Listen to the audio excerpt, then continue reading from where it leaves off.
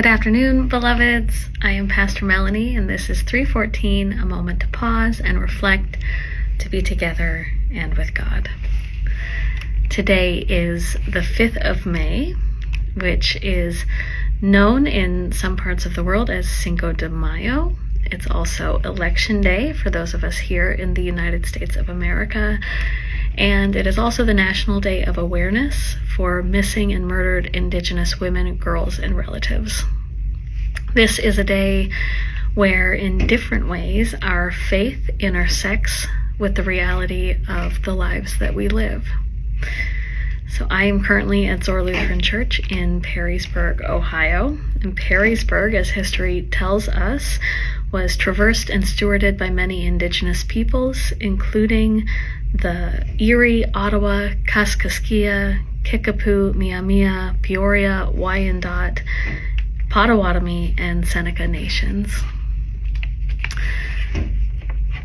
Today, for us as Election Day, is a day that we are invited and implored to raise our voices by casting ballots, by voting to select leaders who will participate in meaningful action that impacts all of our lives together.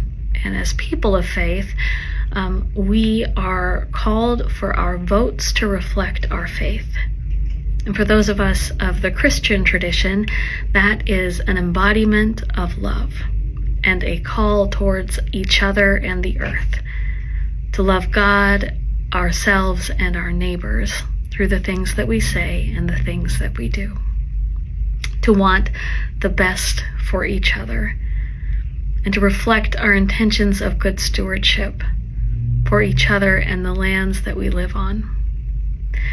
Today is also Cinco de Mayo, which is not Mexico's Independence Day, as many believe. It is a day in many places in Mexico that is a pause for education, to remember the Battle of Puebla, which is known as a moment of resistance against a larger French force, and the success towards liberation in that. And then today, as of 2017, was designated as a National Day of Awareness for missing and murdered Indigenous women, girls, and relatives. This is a day to remember those who are still missing and those whose lives have been stolen by the continuation of colonial violence. In 2021, the ELCA, following the 2016 repudiation of the doctrine of discovery, adopted the Declaration to American Indian and Alaska Native people by the Evangelical Lutheran Church in America that reads in part, "We commit to advocacy for and being in solidarity with tribal nations, missing and murdered Indigenous women, girls, and relatives organizations, families and friends who have gone missing or who have been murdered. Indigenous women and girls go missing at a much higher rate than any other group in the United States. According to the National Indigenous Women's Resource Center, more information can be found on www.niwrc.org. Indigenous women, girls, and relatives suffer a horrifically high proportion of violence, with homicide being the third leading cause of death among Indigenous women ages 10 through 24. 56.1% have experienced sexual violence, 55.5% physical violence by an intimate partner, and in 2024, there were 10,248 missing Indigenous persons, more than half of whom women and girls, and the majority being under the age of 18. This is a crisis and a reality suffered by many Indigenous peoples. In 2020, in Montana, where I was living, I moved here to Ohio from Montana. I remember vividly the story of Selena Not Afraid, a 16-year-old girl who went missing on New Year's Eve, was last seen at a rest area near where I lived. Her family reported her missing right away. People went out and searched the area, and she was not found. Days later, her body was found in the same area where people had searched, and it was determined and shared publicly that the cause of death was hypothermia. her family knew there was more to the story. And because they continued to speak and advocate, to participate in the work of justice, and to keep Selena's story alive and honor her memory, 5 years later, there was an arrest in connection with her death, and they realized a small semblance of justice.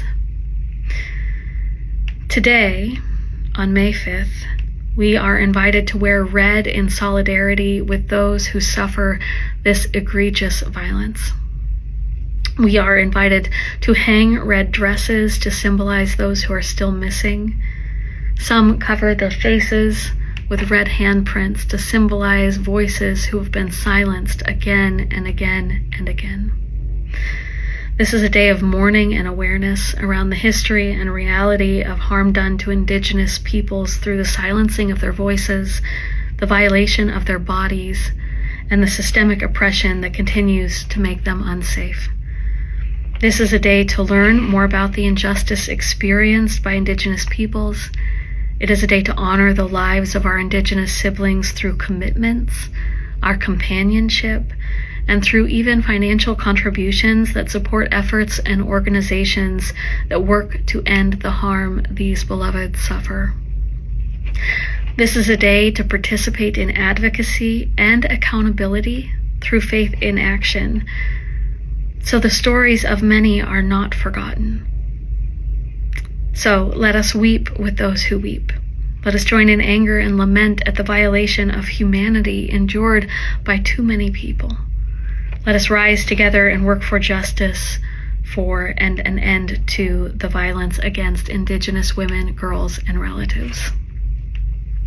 Beloveds, on this day, let us raise our voices to reflect our faith that all people are worthy, that all people are loved, that we are whole together.